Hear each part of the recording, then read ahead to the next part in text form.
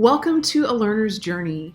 My name is Molly Sanders, and the goal of this podcast is to inspire and motivate you by connecting you with a variety of passionate horsewomen and men who have dedicated their lives to helping horses and their people. I'm grateful you're here.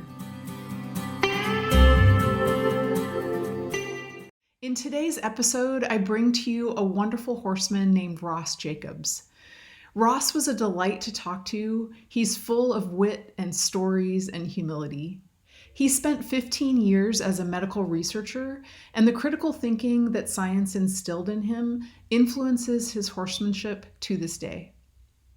There are a series of connections that led me to Ross, one of them being Harry Whitney, who I have yet to meet. In about a week, I'll be heading to California to take a clinic with him. And the only reason I'm doing that is because he's one of Charlie Snell's mentors. And Charlie, for a couple years now, has been saying, if you ever get a chance to study with Harry, take it. So I'm taking it. And in preparation for this clinic, I've been researching him, and I found out about Ross through that research. Ross conducted a series of interviews with Harry and thinks highly of him as well and considers him one of his main mentors. Then recently I had a podcast interview with Tom Motes. You may have heard or seen it. And after the interview, I asked Tom for people that he would like to hear interviewed, and Ross was top on his list. So I reached out to Ross, and he accepted my invitation, and I loved this conversation. It was so much fun, and I hope you enjoy it as well. We explored a wide range of topics, from the downsides of lateral flexion to what he learned from an old Finnish farmer, and lessons that he learned from spending time with only horses for company. So let's get to the conversation with Ross.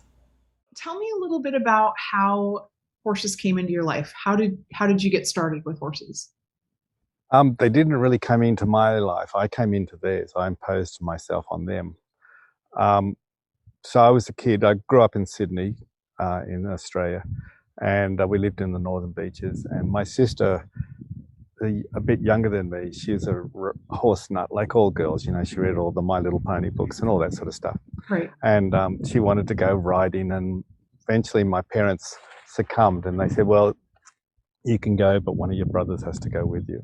And I got dragged along, and we went to a riding school up in the northern areas of Sydney.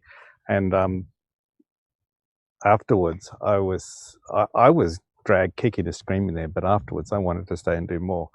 And so I didn't even tell Mum. She was waiting in the car, but I went and asked the guy who owned the school if there were any jobs he had. And he said, well, if you can come and clean stables on a Saturday at the end of the day, you can have a lesson. So I went and did that. That's what I did. And I was quite young. I was about 8 or 9. Wow. And my parents hated it, but they knew not to argue with me. Now, did your sister want to go back as well? No, my sister lost the passion. Yeah, but Molly, I've always felt a little guilt about it, because I wonder if I ruined it for her.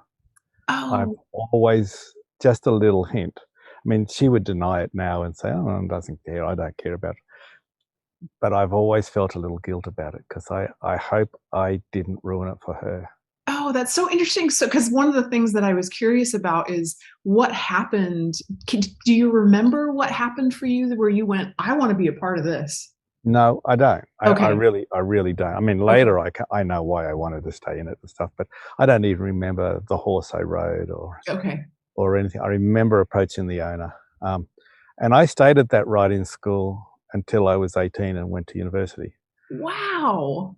And, by the time I was 12 or something, I was doing a little bit of training and starting horses for them, and I was competing in jumping and dressage. They were a Dutch couple that owned the riding school, and so the wife, she was a very capable dressage rider, and I learned a lot from her. And the husband came from a very famous Dutch show jumping family.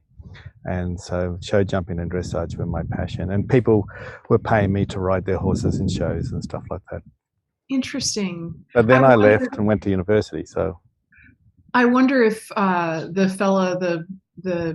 head of the school, if that was a rare occurrence, like of this 8 or 9 year old boy coming up and asking if he could do some job, to get riding lessons. Like I would Yeah, think that would be a standout moment. yeah. Yeah.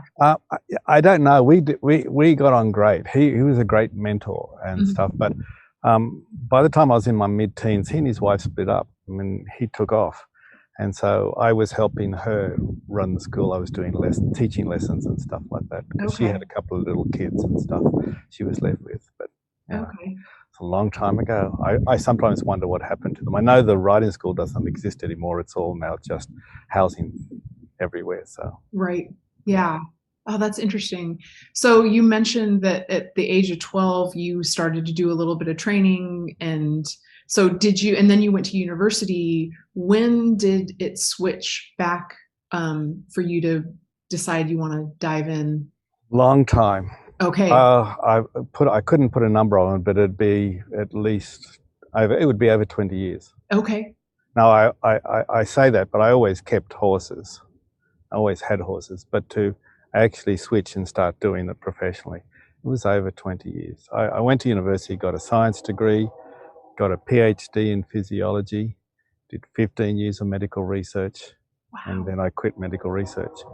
And I still had a saddle and a bridle. Mhm. So I put up my shingle saying horse starting.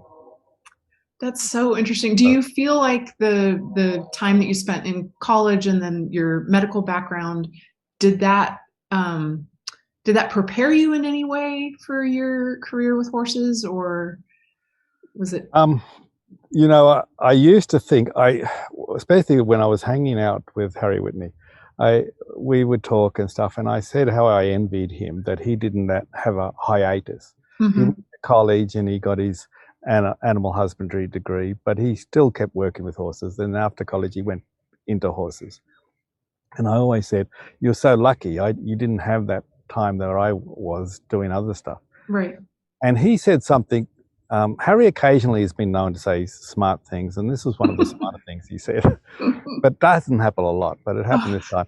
He said that he envied me, and I asked why. He said, "Because you went and studied science, and you learned how to think, hmm. and you learned how to critically think and how to ask questions."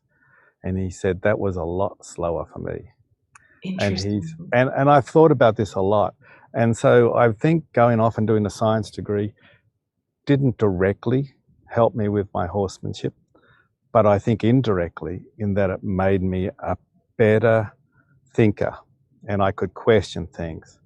And the other thing, as I'll say about this, which I bring up in my clinics, when I was enrolled to do my PhD, the first week of my enrollment, my supervisor came up to me and he said, we were talking, and he said, "The thing I want you to learn most is that assume everything you're told is wrong until you're satisfied it's not." Hmm. And that sounds a little cynical to some people, but I've lived Sure. my life by that. Interesting. Everything I'm told, I go, even if it sounds great, I have Hmm. to go, and then I have to think about it, and I'll go and experiment with it. So when I work with a horse, or when I'm teaching a principle of horsemanship, I have to know everything I do comes from testing and retesting and rethinking and trying stuff that was the opposite of what I was thinking, Right. and trying to, it's that scientist in me. I have to do the experiment. And so even if I'm wrong, I still come to the conclusions based on some hard fought test, not because I read it or somebody told me, Hmm. but because I can come from testing it to my conclusions. Now, somebody could come along any moment and show me that I'm wrong, and I'm Hmm. happy to do that. Right. I get thrilled when that happens, but I'll still retest it again. That's So so. It's so science taught me interesting. that. So that break that I had taught me that. I don't think I would have had that if I hadn't had the break. Right. That's great. And you mentioned in an email exchange that we had that there's a role of critical thinking in horsemanship. Yes, And so this is what you're talking about, yes, or what you're and talking about. one of them, one of the brick walls I come across is that there isn't enough. And Okay. people tend to assume that if you want to discuss an idea, that you're already having an argument and you're putting somebody else down because that's what they do. Oh. People want to get defensive. I mean, you brought up in one of the emails about the idea that I had done an article on lateral flexion. Mm-hmm. And why I don't teach it. Right. But by writing that, I received so much criticism. Oh, I'm sure. Because it was then taken as an attack on those who do teach it. Yes. Oh, that's so okay. That's really interesting. Yeah. And instead of just this, which I'm going to ask you about in a minute, if people are wondering what we're talking about, we're going to talk about it. But instead of just this thought-provoking idea that you're putting out there, which is what I took it as, people are saying, "Oh, you're saying it's bad, it's wrong. Anyone that teaches it is bad and wrong." Yes. We want to make things black and white. We want to make things super simple. And I love what you're sharing about your background in science, that it's trained you that that's not what it's about. Because that's how science progresses. Right. When you come up with a study, you publish it in a paper, you go to a conference, you present it, and the job of every other scientist in the room is to pull it apart. Yes. And then you progress. That's how your idea then is built on for a new idea. And that idea gets built on for another idea because you pull it apart. So that's the angle I come from when I talk about principles of horsemanship, right, and behavior and stuff. It's about, okay, that's a great idea, but where's it wrong? Right. And what can we do to make it better and why and stuff? Oh, that's so interesting. So you mentioned Harry Whitney, and that's how I found you, is you did a series of interviews with him. I think it's several years ago. About that. Okay, and they're on his website, and I was researching him because I'm going to go and spend a little time with him in September. And anyway, so that's how I found you. Tell us a little bit about your experience with Harry. What would you say, what's a big lesson that you took from him? Oh, look, he's definitely one of the most important horse people in my life, if not the most. I would put him amongst the top two that have been really important, three maybe, most important people in my life in influencing me. But it's not that he taught me this is what you need to do. He helped make me brave enough to go and find a way. And Harry's a very intelligent man, and even if I talk about something that he hadn't considered, he can talk about it intelligently, and we could go and experiment it. But I owe a huge debt to him because of his generosity. I met him in California. I came over to the States. I'd just been a couple of years professionally training horses. And I came over to the States to see what else was around because I knew that I needed some adult education. I needed some higher education. So I wanted to come and see, Ray Hunt and Buck Brannaman and Joe Walter and all these guys. And at the end, I got a chance through a friend, Gail Ivey, to go and see Harry because she took me to go and see Harry. And we hit it off straight away. And Harry came out to Australia a couple of years, and then he said he wasn't coming, and then I said, well, what the hell am I going to do if you're not going to come? and he did one of the most generous things anyone's ever said to me. He said, you find the airfare, you come to Arizona, stay as long as you like, I'll feed you and I'll house you. Wow. And I did that for nearly 15 years. Wow. And every year... No, wait a minute, you don't mean you stayed there for 15 years, you came back and forth. Every January, February, I'd come between 6 and 12 weeks. Oh, wow. Harry would feed me and put me in a motorhome, and he and I would work horses together. I'd help him at clinics or whatever. And it was just an amazing experience to do that. And of course, as a result of it, we became very, very close friends. Sure. That hasn't happened for a while because I'm busy, he's busy, and that's the way it is. I saw him about nearly 2 months ago in Minnesota, but he was working, and I finally got a couple of hours to catch up with him. So he taught me to be generous with what I understood. He taught me that because of his generosity. Yeah. But there's a whole lot of little things that he taught me, and I know that you did a podcast with Tom Motes, and he talked about directing the horse's thought. Yes. And Harry was certainly pivotal in starting me to think about that. And I that has been a fundamental foundation of everything that I do, as it is with everything Harry does.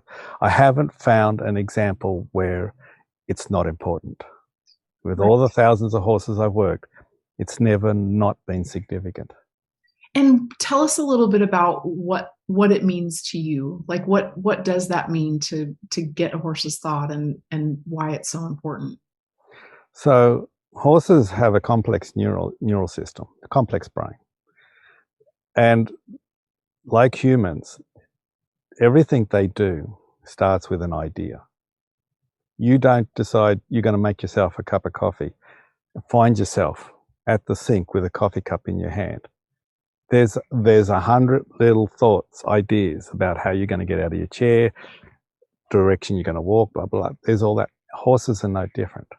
If you don't have those thoughts, you're lost. That's what happens with people with dementia, and they find wandering the streets. Right. Because they're not having any ideas of a purpose of what they're trying to do. And so you watch a horse in the paddock, everything they do is an idea. If they're thirsty, they looking for the water trough, they point their eyes to the water trough, they point their body to the water trough, they get their feet going. And so when we want a horse to do something, the path of least resistance is they are already thinking that that's what they want to do. Okay.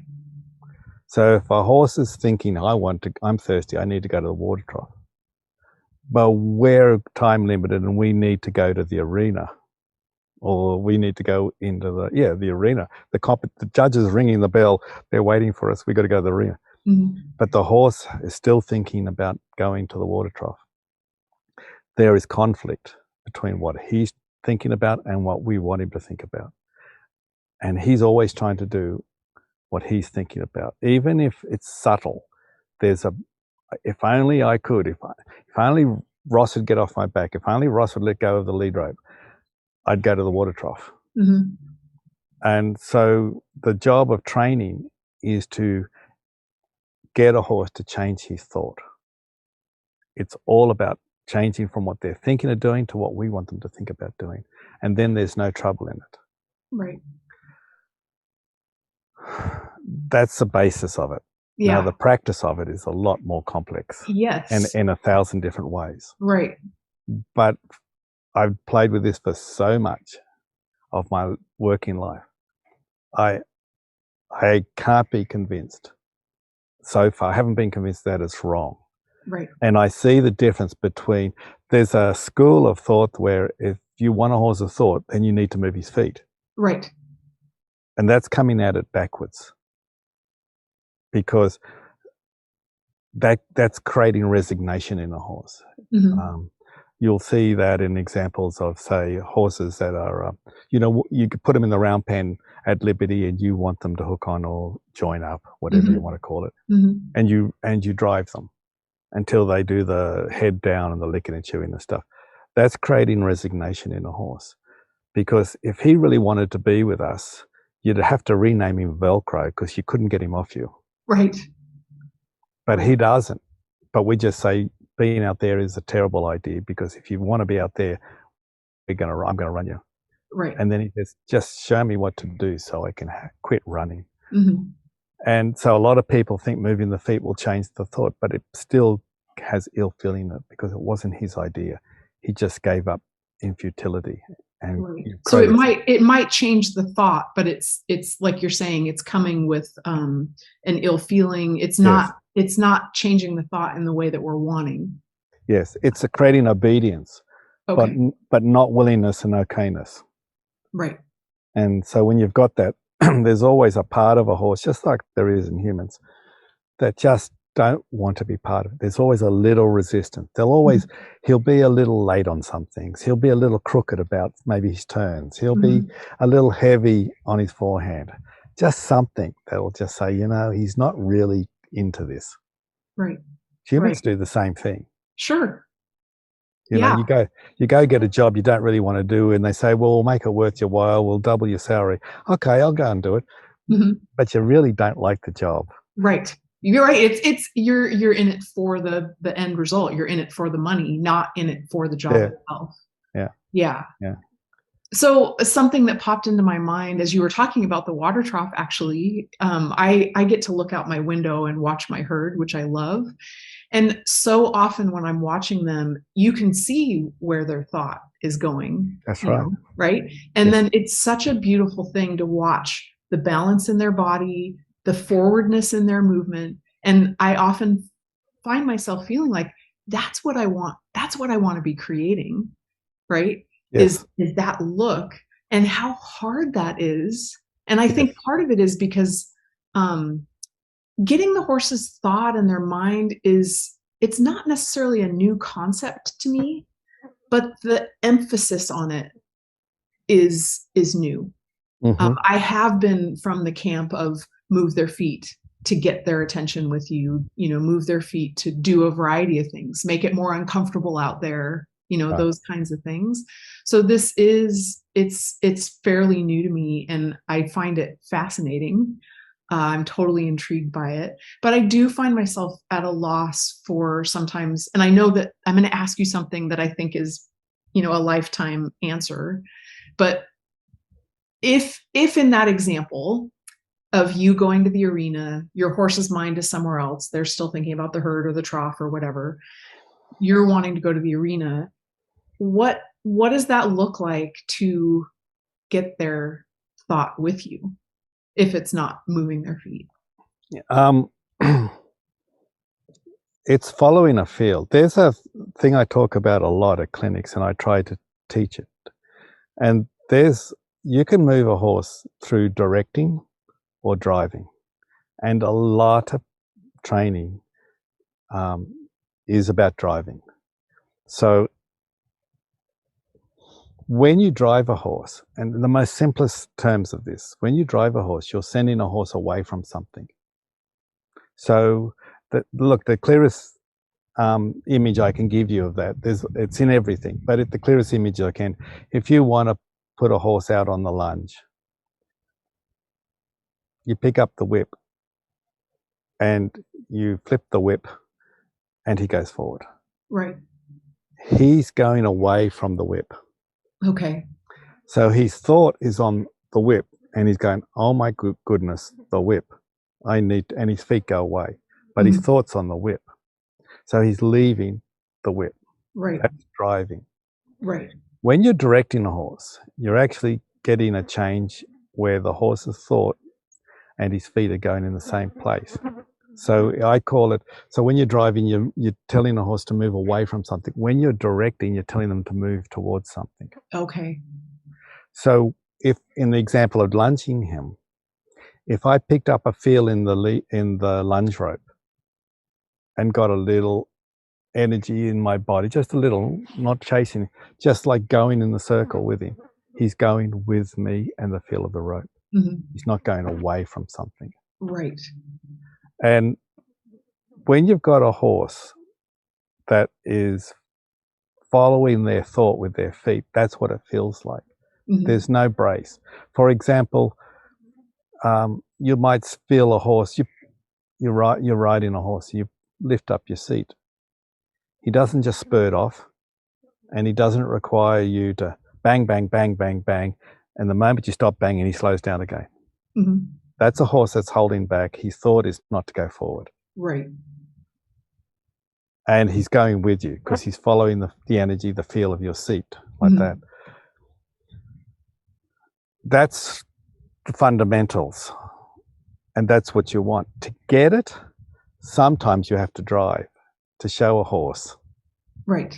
that when you lift your seat, you're going to present this feel that says, take your thought forward. And he doesn't take his forward. You might drive to make him move away from your leg, to send him forward off your leg, not to go with you, but to go forward off your leg. And then you stop. He lets go of the thought to, I'm not going. Don't ask me again. I'm staying here. You've done enough with your legs that he says, I'm going. Then you stop quietly, just bring him down. And then you lift your seat. And if he's still stuck, bump, bump, bump with your leg, he goes. Then you bring him down. Just like you might go 4 strides, 5 strides.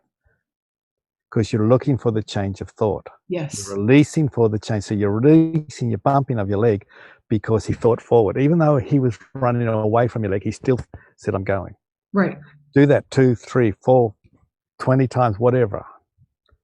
You lift your seat, and he's ready. He says, I'm going with you. Right. And he's just walking. That's get directing a horse's thought.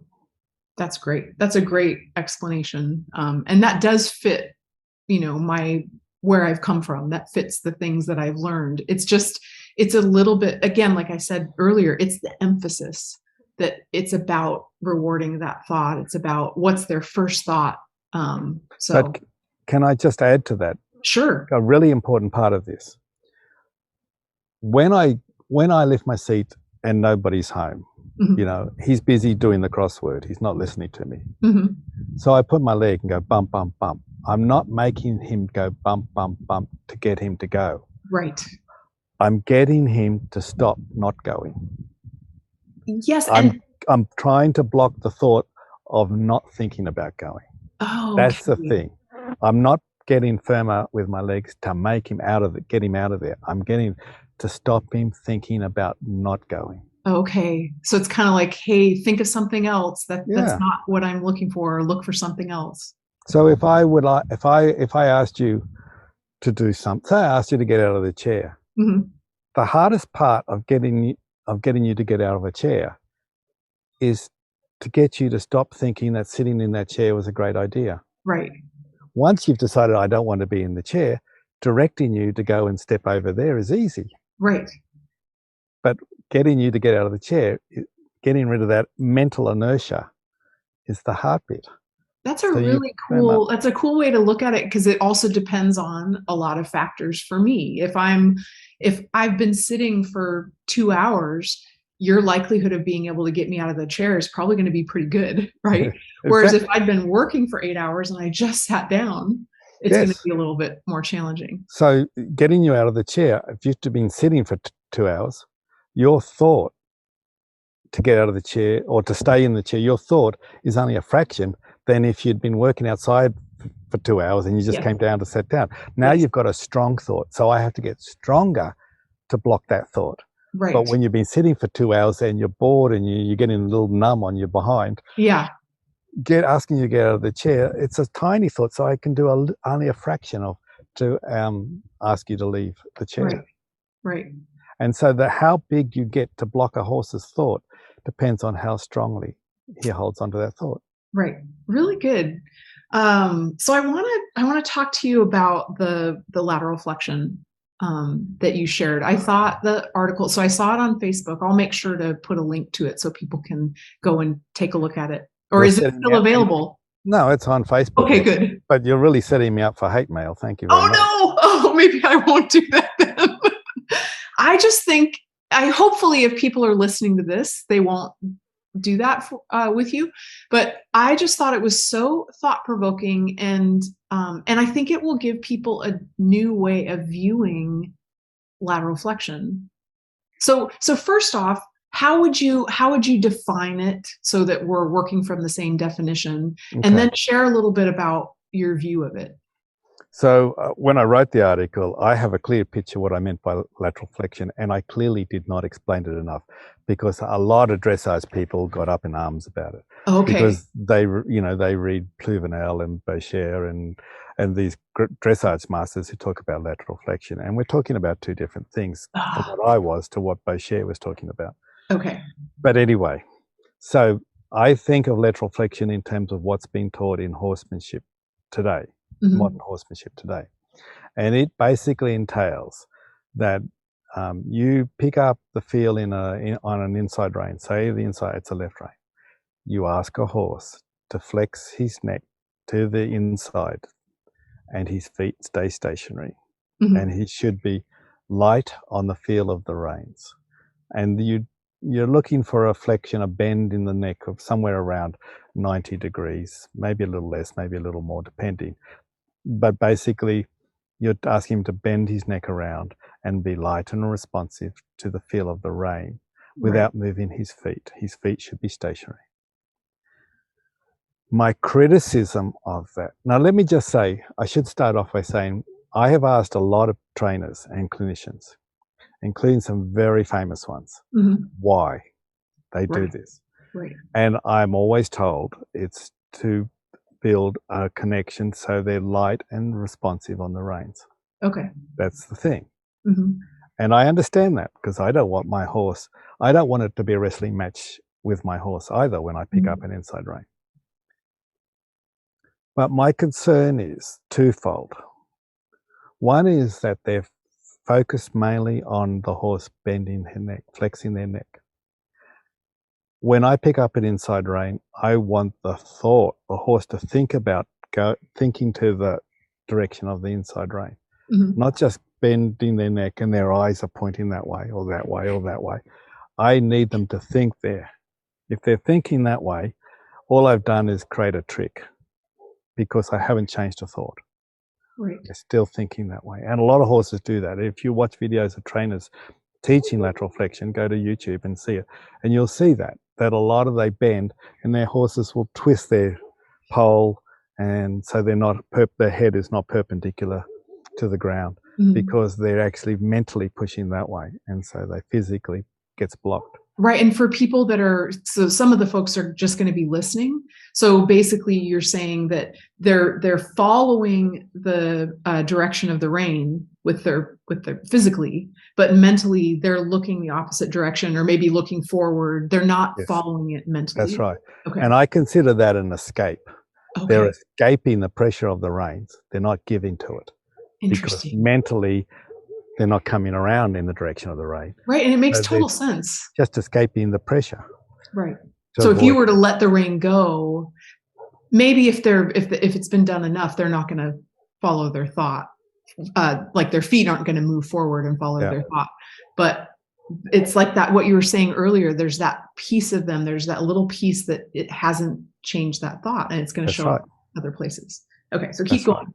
Yeah. So that's the first problem I have with it. The second problem is maybe even more fundamental, and that is that it's the requirement that the horse not move his feet. That bothers me because when I want my horse to think around to the inside, I want their inside hind to step to the outside. I want my horse to set himself up to travel in the direction I've asked him to think. Okay. And a couple of things I want to say about this. The reason that's important is when you don't do that, you're setting a horse up to be crooked in his turns and his circles. So we're going to get lots of hate mail from dressage people here. But I come from a dressage background, so I'm going to stand on the mountain and defend it. When I turn a horse, if you come from a dressage world, the dogma is that you ask a horse to turn, and you do that by putting a flexion on the inside rein, putting a feel on the outside rein, and applying inside leg to step the hindquarters over. And the reason you do that, because when you pick up the inside rein to get a flexion, the horse drifts out. Right. Because he doesn't follow it. So what in dressage we are taught is to stop that happening by putting a fence up, which we call the outside rein. But it's just a fence. It doesn't fix it. The horse doesn't think, oh, outside rein's in play, I better think more to the inside. No, it's just a fence. Interesting. And it stops him. Okay. because it doesn't, that inside rein needs to connect to the inside hind to step under so the horse can actually negotiate the corner. But instead they drift out on their shoulders. So I understand why dressage riders do it. And there's also I also feel I understand why horses drift to the outside when you do that. But that's another topic. Mm-hmm. But the other thing about it is that even if I'm wrong, the reason horsemanship trainers teach the lateral flexion is to teach a horse to be soft to the feel of the reins and follow it. Fine.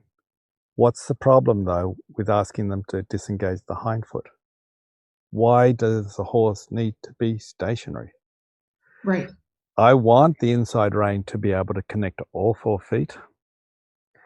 Just as well, later on, when they've got this established, I will teach them to follow the feel of my inside leg. So if I want the horse to disengage or bend or all 4 feet to disengage, like in a leg yield, then I can use my leg, no problem. But I don't want that from the beginning, because what it sets up a horse to be crooked.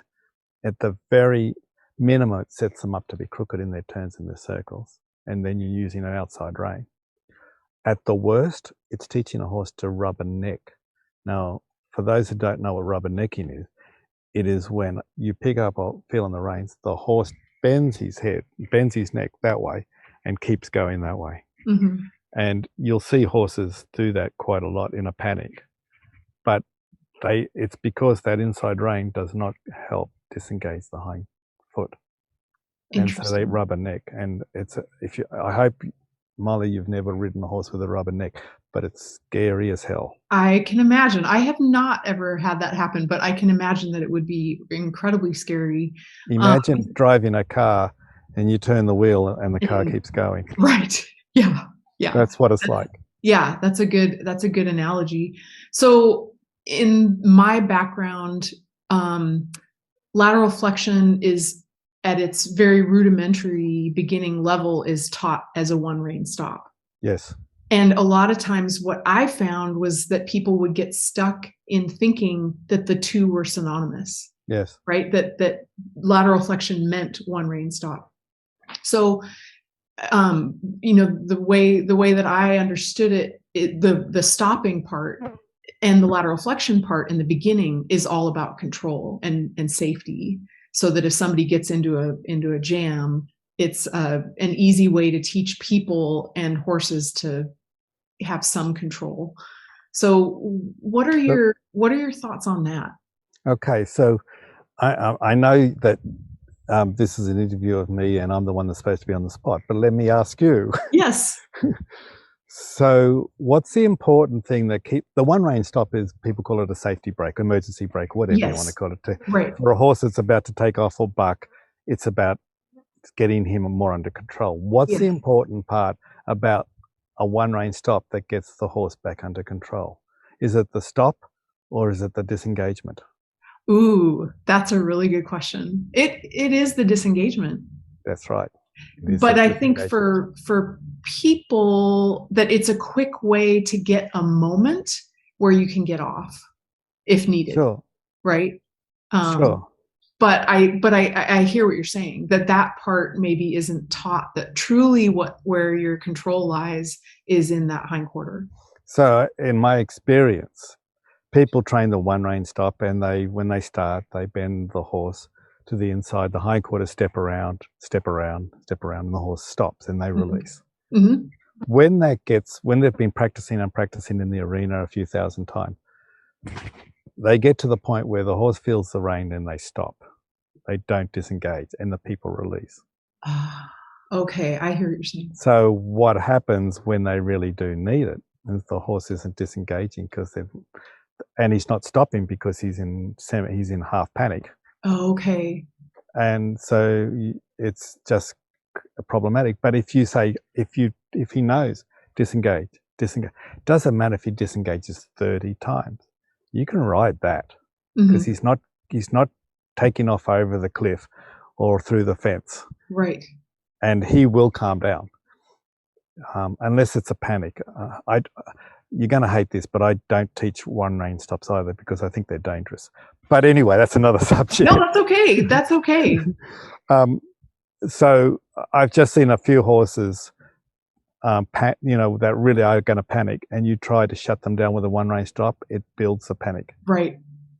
And if that's okay if you know not to do it because this is not the right time.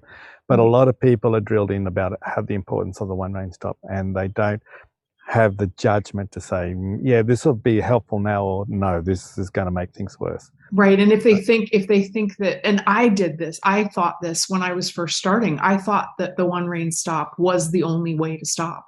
Yeah. Right. Anytime. Yeah. And then also in case of emergency, it is the only thing to do. Whereas, now I know that there's tons of different ways to approach it. So I will disengage a horse that's about to lose the plot and take off of Mercury, but I will disengage them. I'll disengage them until they come down. And so if they've got this panicky feeling that they've got to go, I'm not saying you can't move. I'm just directing and minimizing the ability to move. I'm not saying you can't move. Right, and you're shaping the quality of the movement instead of this board, this stiff board. You're saying, why don't you soften a little bit? Why don't you try to soften? That's right. Okay. And I can adjust the feel on the reins to how much I need them to quit or how much I'm going to give them room to move. Okay. I can do it from a moment to moment stance. Okay. Yeah, I don't think you're going to get any hate mail. I think this is really interesting. I think a lot of people listening to this, it will cause them to think a little bit more about why are they doing what they're doing? What's the purpose behind it? And I love what you shared about the lateral flexion, that it's not about, for you, it's not about moving the horses. It's not the bend in the neck. It's not where their head is. It's where their thought is. When you activate your rein, are they thinking toward that rein? Yeah. Right? That's right. Are they their thought going with the feel? Right. Or is their thought going somewhere else? So when you hear the phrase follow a feel, to you, that means the follow part is with the mind. Yes, right. And then the feet will follow. The feet follow the thought. The only time that doesn't happen is in a reflex, like a spinal reflex, they'll knee jerk, spinal reflex. There's no thought process. Horses have very few reflexes. Even most shying is not reflex, because most horses can be trained out of their shying. And if you can train something out of it, it's not a reflex. Okay. It requires, the fact you can train something out of it says there's some mental processing for it to happen. Yeah. It just happens so fast we think it's a reflex. Yeah. When they shy, but it's not. That's very, very interesting. So was this, did this idea of changing a horse's thought, getting to their mind, was that something that was a part of your journey all along, or was there a moment or a person that you met that really introduced you to that you thought, whoa, I got to kind of retool everything? The Dutch couple that I worked for at race, they went at the riding school in Sydney. No, they're very strict, down the line, European style approach to horses. Everything was an exercise. You want a horse to do this, do exercise number 7, do exercise number 13, and number 5. Okay. You want to do something else, exercise this. That was them. But when I was academic, I was doing a sabbatical in Finland, and I had a guy who was a research assistant for me in my lab, and he said, "Oh, you're into horses. You might be interested to meet my grandfather's brother." And I said to him, "Well, why? What's the big deal?" Well, it turned out he was a guy in his 70s, and he had a team of pack horses, and his whole family for generations had a business where they would run supplies up into Lapland using the pack horses to the Laps. And anyway, I got to meet this guy, and his English was equally as good as my Finnish. But somehow we really hit it off. And when I went out there one day, he was saddling horses for a trip. He had a team of fjords and Icelandics and stuff. And he was setting them up, and he was getting them ready, and he was doing some training to get them fit for the trip. So he's putting packs on them and stuff. And I was watching him saddle a horse, and he went to grab a pack saddle, and he went to lift it, and he went to put it on the horse, and he stopped halfway. And I thought, well, he's forgotten something. He's trying to think. He's old, this guy's old. So he stopped and he touched the horse on the shoulder, and he waited. And then he threw the saddle on, and then he went to reach for some of the harness, and he went to get a buckle. I remember he went to reach a buckle, and he's going to tie it up, and he just stops. And he reaches and he touches the horse again. And he just waits, and he touches it. And I thought, what the hell? I was thinking this is some strange Finnish ritual that I know nothing about. And that's how the whole thing proceeded. He said, would you like to saddle that horse? And so I go up, grab the pack saddle, throw it on the horse, start doing up all the buckles and stuff. And he's looking at me like thinking, this must be some Australian ritual across the... And what I learned later, when I really thought about it and talked to him about it, he was waiting for the horse to be ready for the next step. He wasn't waiting for the horse to stand still, because they were. Right. He wasn't waiting for because he'd forgotten something and he had to go back to that. He was waiting for the horse to check in and acknowledge that he was about to ask him something. That's really cool. And that got me thinking. And he was an amazing man. I spent as much time as I could with him. The very sad thing about it, Molly, is that a few years later, he died, and his son took over the business, and his son got rid of all the horses and brought in the trucks. And I thought that was tragic, because the generations of knowledge died with him. Right. I've written a couple of books, short stories, and I talk about these old guys who mentored me at a riding school, and their name was Walter and Amos.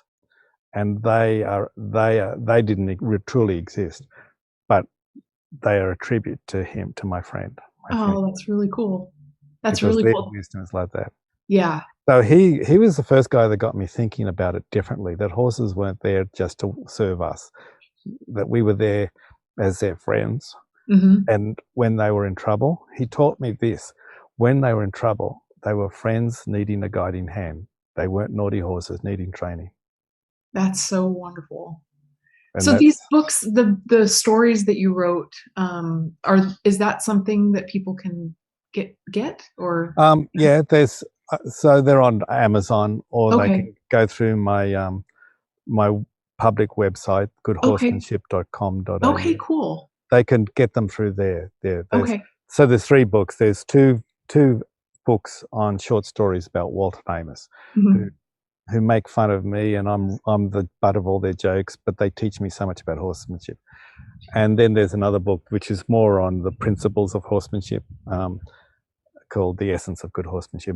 All those books, Amazon or through my website. Okay, great. I'll make sure people have a link to it, because I know I am always looking for books to read, and that sounds like a wonderful read. So I want to ask you, you're from Australia, but you're here in California right now teaching some clinics. So that's what you're doing full time, is traveling and teaching. Yeah. Yes. I'm always curious to find out, in your experience of working with people, what's something that you see that gets in people's way in their learning, and what could you say to help them?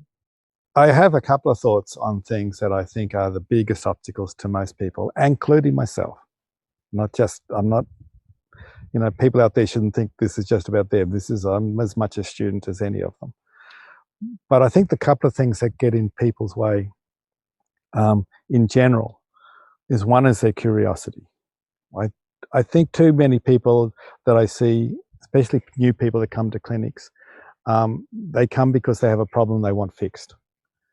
And if you don't fix it for them or show them how to fix it, then that's not of interest. If you try to explain why they have a problem, that's less important to them than how you fix it. And I think that gets in the way of them being better horse people, because if all you're interested in is in methods and exercises, you'll always come across problems with horses that you don't know what to do about. Right. You'll Right. So always. But if you're interested, it's the lack of yeah, curiosity that's the the problem. lack of Right? curiosity. Okay. And I think the more important than we know how to do something, we should know why. Because if you know why, you can come up with your own techniques, your own exercises, and you can adjust them for every horse that to be more suitable. But if it's all about how, you're stuck with the exercise you got. And when the horse arrives at your place that isn't interested in what you have, then you're stuck. You don't know what to do because you don't understand why he's like that. Right. Right. That's So really that's one of the big things. The other big thing is, and it's true of all of us, that gets in our way is our history. Mm. Overcoming what we think we already know. That is such a challenge. Oh, and you don't want to let go of that. You put a lot of time into those things.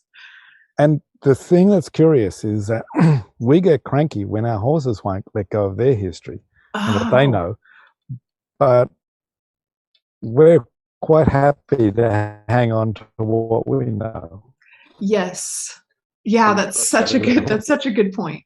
And I understand it, because we hang on to what we know because it's got us through, and it hasn't killed us yet. Yes. And and somebody with a lot more prestige and guru status than Ross Jacobs said something differently. So why would I listen to a dope from Australia? Right. So I understand that, but it does get in the way all the time, and I see it all the time. And I don't expect people to, be handed an idea, make sense to them, and now suddenly everything's different. It takes work and commitment and weeks, months, years. But it's important that you start today. Yeah. Yeah. And it's interesting because there's a time that we need to be dedicated to an idea. Or maybe you'll disagree with me on this, but I feel like in our learning process, sometimes we need to put blinders on and practice a technique until we have it before we can then kind of pull it apart. And does that make sense? Oh yeah, absolutely. Okay. You need certain skills. Right.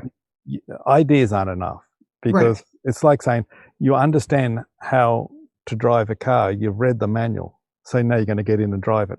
Right. That's not how it works. Right. You have to learn some basic skills. Yes. And then you learn feel. Yes. And it's no different with a horse. So, for example, I think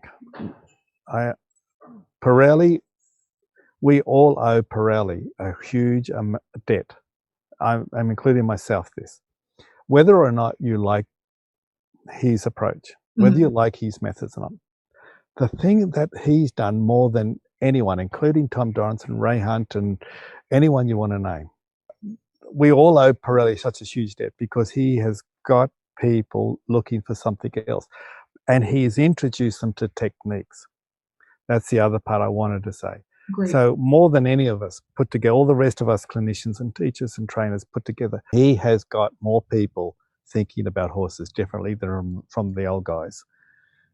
And that's monumental. But he's also, when he's taught people techniques, rope handling skills, positioning, adjusting your energy, all those sorts of things you want, that we all need to be able to communicate with a horse. So he's got, now later on, if you think there's limitations, you can go and find out what Tom Dorrance had to say. Well, a lot of the folks that listen to this, are studying Pirelli. They have a Pirelli background or have studied it, and I think will appreciate that thought, and Pat would too. That it's a foundation. It's a foundation of skills. But even when I was around him, when we got to a certain level, he was like, go. I remember Buck Brannaman was coming nearby and doing a clinic, and he wanted all of us to go and check it out. Like, go and learn from other people. There's so much more out there. So that's really great. So Uh, can you think of a time in your journey that was challenging for you? I know that there's probably only one time in your journey, Yeah. but that kind of stands out for you that was like maybe something that you're thankful for now that happened but was challenging then? Are you mean like an experience, or do you mean like something that I challenging in terms of I've got horses and I don't know what to do with it type thing? Either one. There's always going to be a horse in my future that, in my past and future, that I don't know what I'm going to do with. And I'll say, and so one doesn't stand out, but I do believe that, especially when I was training, um, I'd do a whole stack of horses in a row, and they'd all turn out pretty well. And then Mhm. I'd start to think, hell, maybe I do know what I'm doing. And then some so-and-so would send me a horse that makes me realize I'm a total schmuck. Yes. And that still happens. This clinic that we just finished, and the horse is coming back. There's a horse in this clinic that's got me scratching my head, and I'm experimenting with it Oh, because I really don't know what I'm going to do. And I would love to have it at my place for a year to see if I could get through. Um, but that there are some things I've learned about horses that I didn't know. I don't think I would have known through training. I don't think I could have picked it up. That are really important. And I've told the story at some clinics. I used to do an awful lot of long distance trekking. Like I would pack up my horses and go into the bush for several months at a time and not see anybody for weeks, wow. just me and a couple of horses. I was, um, and what I discovered was the relationship was very different with a horse that you live with 24/7 than the horse that you pull out for an hour a day and ride in the arena or go for a trail ride or whatever. And I hope this bike's not too noisy. It's no, it's okay. Okay. The story I tell, had a couple of my horses, and I was in South Australia, and I was up in the mountains, and we hadn't seen anybody for 3 weeks, and I was at least 3 weeks from a town, and I had an accident with a fire or campfire, and I burnt my eyes, Oh my gosh. and I couldn't see, and one of my horses was a big black pure Percheron. I needed to go down to the creek, which is probably 150, 200 meters away, through the bush, and twice a day. And I would grab China's tail, and he would lead me to the creek. He'd have a drink sometimes and others, and he'd let me wash my eyes and fill up water. And then he'd lead me back to the camp. I never taught him to do it. Wow. And how did he know? How did he know I needed to go to the creek? Hmm. How did he know to wait? How did he know when it was time? And I'm not one to believe in, uh, animal communication, Mhm. telepathy type things. I don't think that's true. But I do think that the relationship that you have with a horse in a situation where 24 hours a day you're with them Mhm. and you're dependent on each other. I had so many adventures, so many weird circumstances happen to us, that the relationship's very different. And than it is when you pull them out for their session every day. Right. So And I learned that. how do you think he knew? I think he knew from my body language, Okay. but I do know that I do believe he knew that I needed him. Right. I Yeah. do. There Yeah. was another time when we were in the bush, and the horses were all grazing. They just hobbled so they could, and I could hear the chains, the hobble chains, so if they got too far away and stuff. Well, we had a herd of brumbies, you call them mustangs, wild Mhm. horses. They came through the camp, and my horses went with them. And I thought, damn, I've lost the horses. What am I going to do now? Terrible, blah, blah. About an hour and a half, they came back into camp. It was pitch black, and I heard them Wow. coming back to camp. How did they know? Hmm. Why did they keep going with their friends? Right. Right. Oh, that's really interesting. So So I've learned, go sorry, ahead. I was just going to say, I've learned, like, these sorts of experiences have taught me there is much more to horses. They are far more complex, and there is much more to horses and what is possible than we get from our riding lessons and our clinics and whatever. Yeah. Yeah, I for truly sure. believe. But that's anecdotal. I don't have evidence. It's just anecdotes. Yeah. Yeah. Well, you do. I mean, you have a lot more evidence than a lot of folks, being out there for that long on your own. Mm, That's there's a lot of evidence there. mm. I've Yeah. been very lucky. I've been incredibly fortunate. I've never bought a horse, but every one of the horses that was given to me was worth $1 million.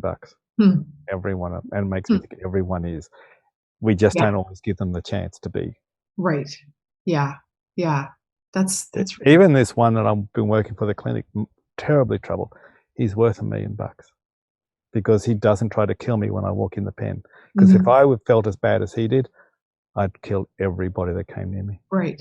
Right. I know they truly are amazing what they've withstood and what they're still willing to Yeah, be, yeah, to go through. Yeah. yeah. Oh. Which puts a terribly onerous responsibility on us. Mhm. We drag them into our life. So they owe us nothing. We owe them everything. Yeah.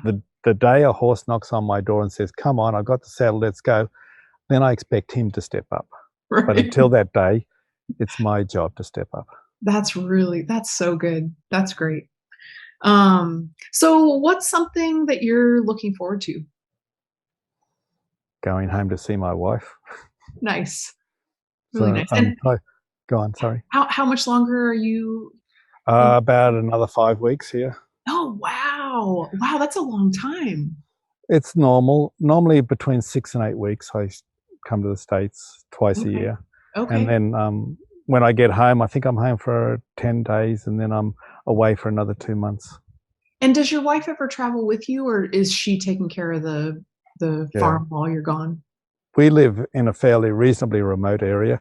So having access to people to look after animals and stuff is not possible. Okay. So, I mean, she comes to the States twice a year because her parents live in Chicago.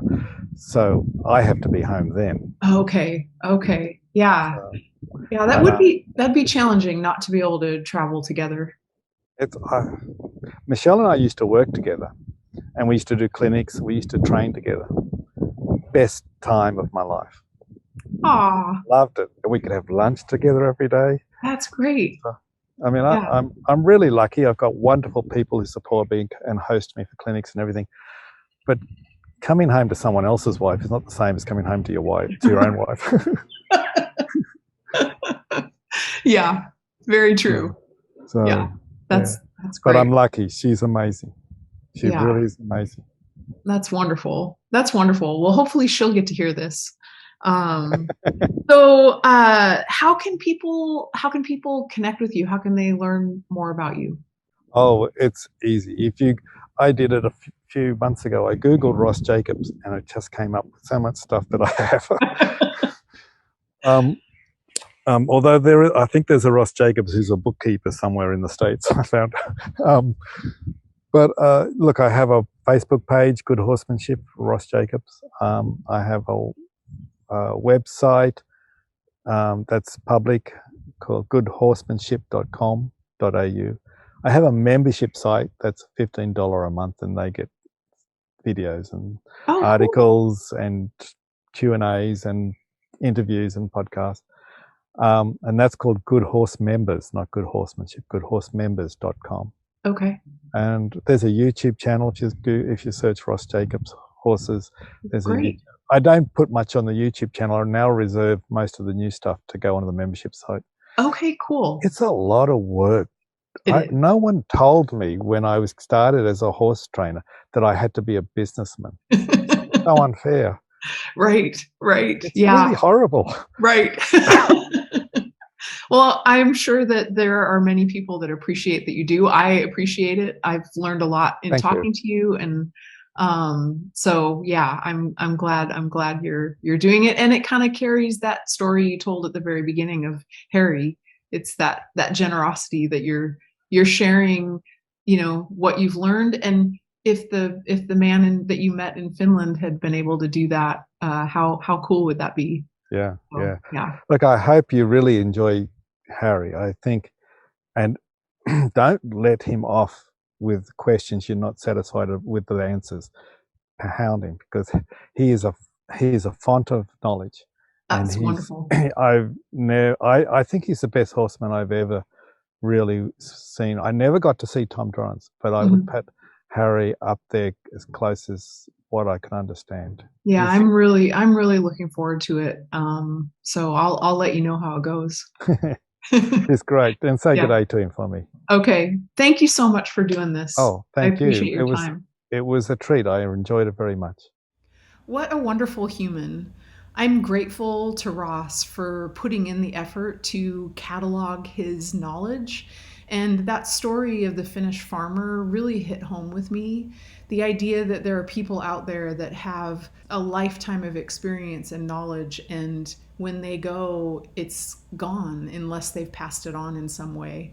And it just made it even more clear that what I'm doing with the podcast and the virtual learning, how important it is. And I feel like it's my purpose to find the Finnish farmers and people like Ross, who also are, they already have videos of what they're doing, but to shine a light on them and bring them to you, so that you can gain even more knowledge and help yourself and your horses. So I am definitely inspired by this conversation. I hope you found some wonderful things as well. I'd love your help spreading the word about the podcast. And I'm grateful that you're here. I'm grateful that you took the time to listen or watch. And I hope you have a wonderful rest of your day.